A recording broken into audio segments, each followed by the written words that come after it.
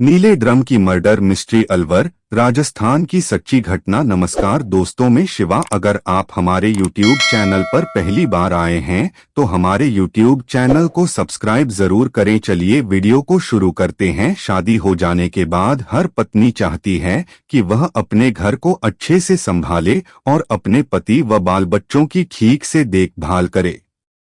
3 बच्चों की मां सुनीता भी ये सारी जिम्मेदारियां बखूबी निभा रही थी।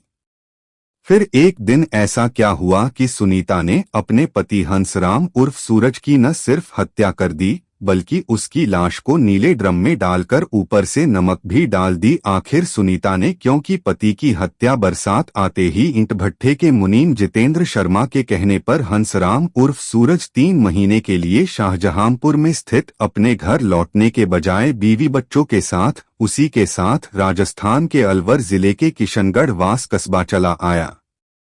उसे भट्ठे पर लोग सूरज के नाम से जानते थे। वह अपनी पत्नी सुनीता और 3 बच्चों के साथ वहां की आदर्श नगर कॉलोनी में जितेंद्र शर्मा की मां मिथिलेश शर्मा के मकान में किराए पर रहने लगा। जितेंद्र ने सूरज को एक दुकान पर काम भी दिलवा दिया। इस तरह से सूरज की आमदनी का जरिया बन गया और उसकी दिनचर्या शुरू हो गई। वह सुबह काम पर जाता और शाम तक घर वापस लौटता था। घर में उसके पीछे पत्नी सुनीता और 3 बच्चे होते थे। बड़ा बेटा 8 साल का, जबकि 2 अन्य बच्चे 4 साल और 1.5 साल के थे। सूरज और सुनीता एक तरह से जितेंद्र के एहसान तले आ गए थे। जितेंद्र जब तब छत पर बने घर में सुनीता के पास आने जाने लगा था। वह सूरज के नहीं रहने पर भी सुनीता के पास चला जाता था। बच्चों से प्यार दुलार करता था। जल्द ही सुनीता जितेंद्र से भावनात्मक लगाव महसूस करने लगी थी। यह लगाव कब सेक्स अपील की भावना में बदल गया, उन्हें पता ही नहीं चला। यानी उनके बीच अवैध संबंध बन गए। दोनों को जब एकांत की चाहत होती तब जितेंद्र बच्चों को गेम खेलने के लिए अपना मोबाइल फोन देकर कमरे से बाहर भेज दिया करता था। सुनीता और जितेंद्र के बीच एक अनैतिक रिश्ता कायम हो चुका था, जबकि सूरज इससे बेखबर था। सुनीता शुरू से ही अपने पति से संतुष्ट नहीं थी। वह भले ही 3 बच्चों का बाप बन गया था, लेकिन सुनीता की शारीरिक भूख को नहीं मिटा पाता था। सूरज उत्तर प्रदेश के शाहजहांपुर का रहने वाला था, लेकिन रोजी रोटी की तलाश में राजस्थान के खैरथल तिजारा जिलांतर्गत सूर्या ईंट भट्ठे पर काम करने आ गया था। वहीं उसकी भट्ठे के मुनीम जितेंद्र से अच्छी जान पहचान हो गई थी। उन्हीं दिनों रंगीन मिजाज जितेंद्र की निगाह सुनीता पर पड़ी थी। उसके खिलते यौवन और सौंदर्य को देखकर मन ही मन उसे पाने की लालसा से भर गया था। शायद यही कारण था कि जितेंद्र ने सूरज को परिवार समेत अपने गांव वापसी से रोक दिया था। यही नहीं, उसने सूरज को शराब की ऐसी लत लगा दी कि वह जितेंद्र का पक्का यार बन गया। यह सब जितेंद्र ने सुनीता को हासिल करने के लिए किया था। जितेंद्र एक तरह से अपनी योजना में सफल हो गया था और उसने सुनीता के साथ जैसा रिश्ता कायम करना चाहता था उसमें उसे सफलता मिल गई थी। उसकी जब इच्छा होती तो मौका निकालकर सुनीता को अपनी बाहों में दबोच लेता था। हालांकि जितेंद्र भी शादीशुदा था। वह एक 8 साल के बेटे आदित्य का पिता भी था। उसकी पत्नी की करीब 12 साल पहले करंट लगने से मौत हो गई थी। बेटे की देखभाल उसकी मां करती थी और जितेंद्र विधुर की जिंदगी गुजार रहा था। यही कारण था कि वह स्त्री सुख की आग में बेचैन रहता था। जब से उसने सुनीता को देखा था तभी से उसे पाने के लिए तड़प उठा था। इसके प्रयास में लग गया था और उसने सुनीता को भट्ठे पर कम काम करवाने और शराबी सूरज को मुफ्त शराब पिलाकर संतुष्ट कर दिया था। वैसे जितेंद्र और सुनीता के बीच अवैध संबंध किशनगढ़ आने के पहले से बने हुए थे। जुलाई में बारिश के दिनों में जब सूरज ने सुनीता से वापस गांव चलने की बात कही तब उसने जितेंद्र के प्रस्ताव के साथ हाँ में हाँ मिलाकर सूरज को राजी कर लिया था। जितेंद्र ने जानबूझकर सूरज को अपने घर के छत पर बना कमरा मां से कहकर किराए पर दिलवा दिया था। वहां उसकी मां कभी कभार जाती थी। वह जगह सुनीता और जितेंद्र दोनों के लिए महफूज थी। सूरज और सुनीता के वहां रहने पर एक तरह से जितेंद्र की मौज आ गई थी। बदले में वह उसकी मदद करने लगा। एक बार जितेंद्र ने किराया ही अपनी जेब से दे दिया था। जब इसकी जानकारी सूरज को हुई तब वह पत्नी से झगड़ पड़ा। उसे पहले से ही पत्नी के चाल चलन और जितेंद्र से अधिक घुलने मिलने से उस पर संदेह होने लगा था। किराए की बात पर उसका संदेह और गहरा हो गया। शराब के नशे में वह सुनीता पर सच उगलवाने का दबाव बनाने लगा था। तब उल्टे सुनीता पति सूरज से ही उलझ गई। गुस्से में बोली, तुम्हारे पास किराए का पैसा नहीं था और जब उसने किराया चुका दिया है तब उसका एहसान मानने के बजाय उसी पर लांछन लगा रहे हो। किराए में 2-4 रोज देरी हो जाती तो इससे क्या हो जाता। सूरज बोला, तुम्हें नहीं मालूम जितेंद्र की मां किराए के मामले में बहुत कड़क बुढ़िपा है।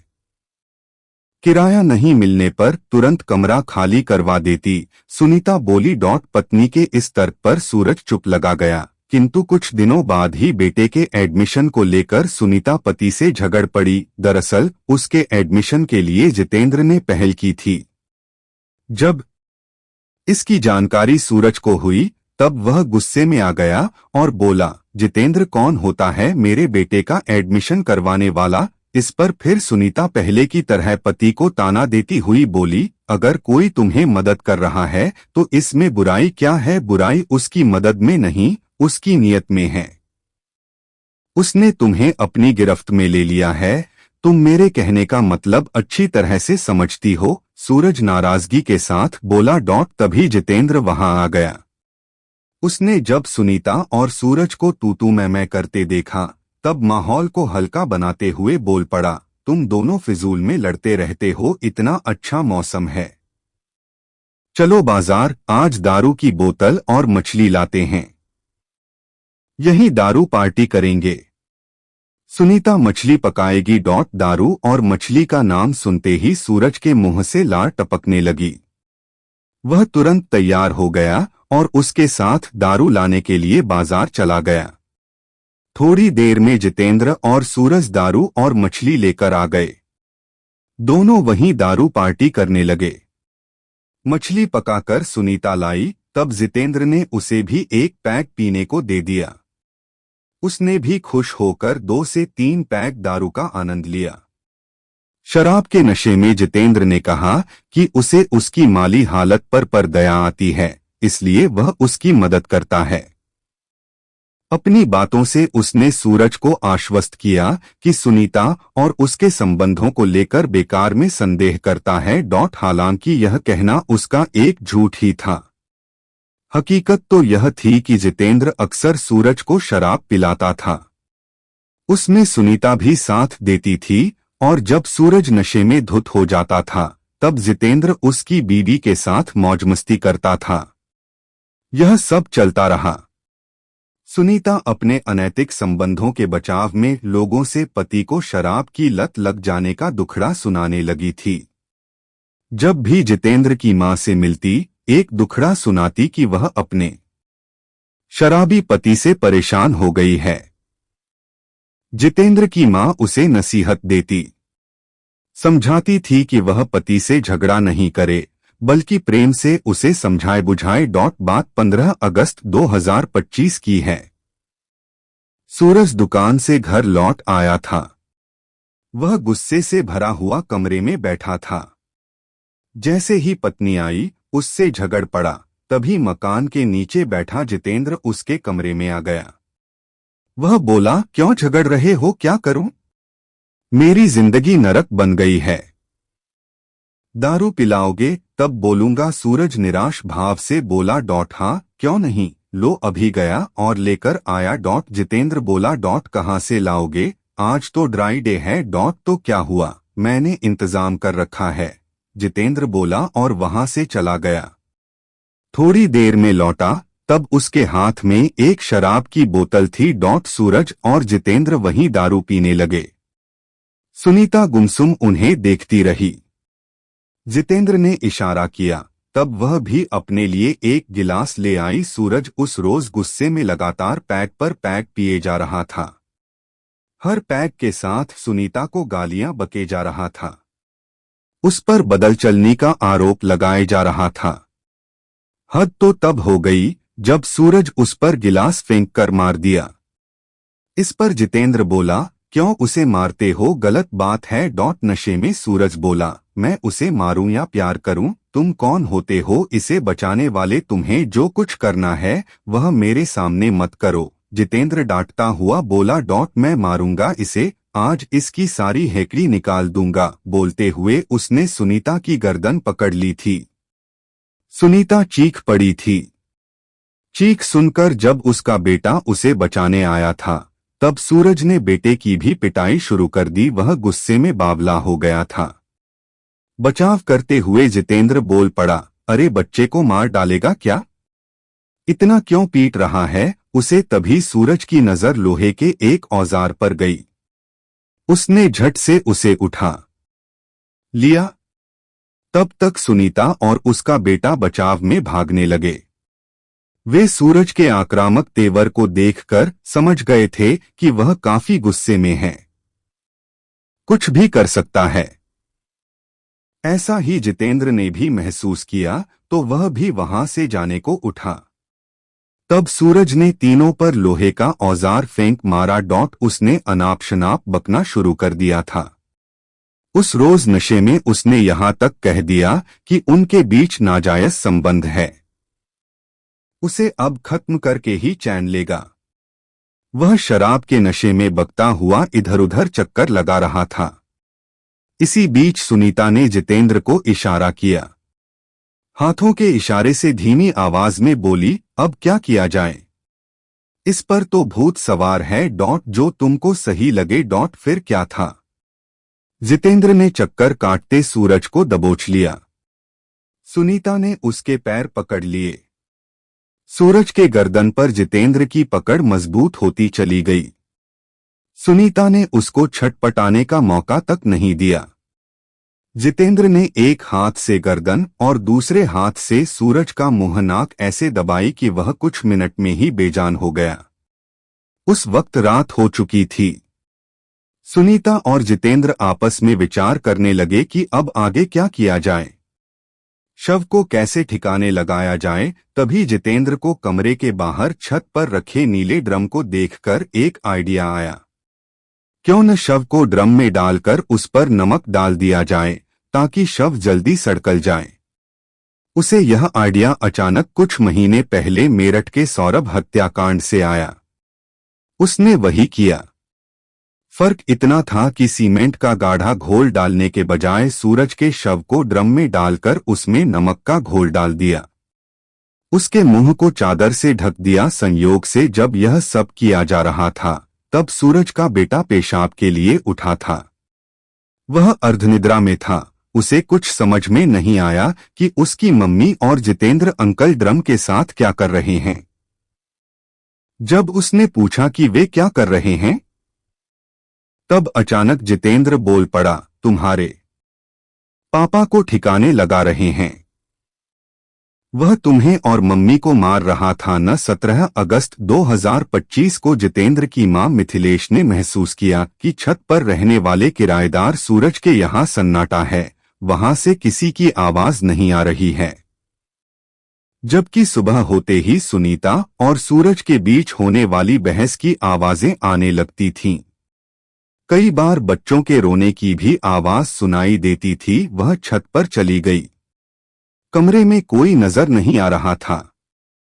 वहां न तो सुनीता थी और न ही सूरज और उसके बच्चे। उसने महसूस किया कि जितेंद्र भी बीती रात से अपने कमरे में नजर नहीं आया था। तभी वहां उसे अजीब सी दुर्गंध महसूस हुई जो पास रखे नीले ड्रम से आ रही थी। उसने तुरंत अपने पति राजेश शर्मा को यह बात बताई। पति ने पुलिस कंट्रोल रूम में फोन कर छत पर रखे ड्रम से दुर्गंध आने की सूचना पुलिस को दी। पुलिस कंट्रोल रूम से सूचना पाकर किशनगढ़ वास के SHO Jitendra Singh Shekhawat, SI Dinesh Kumar Meena, ASI Gyanchand police दलबल के साथ आदर्शनगर कॉलोनी स्थित राजेश शर्मा के घर पहुंच गए। पुलिस टीम छत पर रखे नीले ड्रम के पास गई, जहां से दुर्गंध आ रही थी। एक पुलिसकर्मी ने उसका ढक्कन हटाया तो दुर्गंध और तेज हो गई। उसके भीतर चादर ठूंसी हुई थी। जब चादर बाहर निकली तब दुर्गंध का तेज भभका निकला और अंदर लाश नजर आई। लाश की पहचान सूरज के रूप में हुई, जो वहीं किराए पर रहता था। एसएचओ ने इसकी सूचना किशनगढ़ वास के डीएसपी राजेंद्र सिंह निर्वाण को दे दी। वह थोड़ी देर में ही मौके पर पहुंच गए। उन्होंने उसके कमरे की तलाशी ली। वहां उन्हें सूरज का आधार कार्ड मिला, जिस पर उसका नाम हंसराज दर्ज था। उस पर उसके पिता का नाम खेमकरण और पता नवादिन नवाजपुर, शाहजहांपुर, उत्तर प्रदेश लिखा था। मकान मालकिन को भी यह जानकर हैरानी हुई कि मृतक ने अपना असली नाम उसे नहीं बताया था। उस वक्त सड़े की स्थिति में आ चुके शव को पोस्टमार्टम के लिए भेज दिया गया। पुलिस के सामने सवाल यह था कि मृतक की पत्नी सुनीता और बच्चे कहाँ गए। जांच और पूछताछ में यह भी मालूम हुआ कि मकान मालकिन का विधुर बेटा जितेंद्र शर्मा भी 16 सितंबर 2025 से ही लापता है। उनका पता लगाने के लिए जांच टीमें गठित कर दी गईं। उन्हें पकड़े के लिए टीमें पड़ोसी राज्य हरियाणा और उत्तर प्रदेश भेजी गईं। साथ ही सीसीटीवी के फुटेज निकलवाए गए। दूसरी तरफ फरार जितेंद्र शर्मा 18 अगस्त को सुनीता और उसके तीनों बच्चों को लेकर अलवर जिले के रामगढ़ इलाके के आलावड़ा गांव जा पहुंचा। वहां लोगों ने एक ईंट भट्ठे पर काम मांगा। भट्ठे के मालिक को उन पर संदेह हो गया था, कारण उसे बीते दिनों किशनगढ़ वास में हत्या संबंधी जानकारी न्यूज़पेपर और सोशल मीडिया के जरिए मिल चुकी थी, जिसमें फरार लोगों के बारे में भी जिक्र किया गया था। इस संदेह के आधार पर उसने तुरंत स्थानीय पुलिस थाने को इसकी सूचना दे दी। पुलिस वहां पहुंच गई और उन्हें वही हिरासत में ले लिया। इसके बाद उन्हें किशनगढ़ वास लाया गया। थाने में पहले से ही सूरज के परिजन मौजूद थे। उन्होंने सूरज की लाश की पहचान कर ली थी। सूरज के पेरेंट्स और भाई बहनों का रो रो कर बुरा हाल था। थाना किशनगढ़ वास की पुलिस ने हंसराज उर्फ सूरज की हत्या का मामला उसके परिजनों की शिकायत पर दर्ज कर लिया गया। हत्याकांड में जितेंद्र शर्मा और सुनीता मुख्य आरोपी बनाए गए। दोनों ने गहन पूछताछ में हत्या का जुर्म कबूल कर लिया। उन्होंने हत्या किस तरह से की, पुलिस इसकी जांच के लिए उन्हें घटनास्थल पर ले गई। वहां आरोपियों द्वारा क्राइम सीन क्रिएट किया गया। उनके बयान लिए गए। अपने बयान में जितेंद्र ने बताया कि सूरज की पत्नी सुनीता के प्रेम में वह अंधा हो गया था। सुनीता भी उसे पसंद करने लगी थी। सूरज उनके प्रेम संबंधों में बाधक था, इसलिए उसकी हत्या कर दी थी।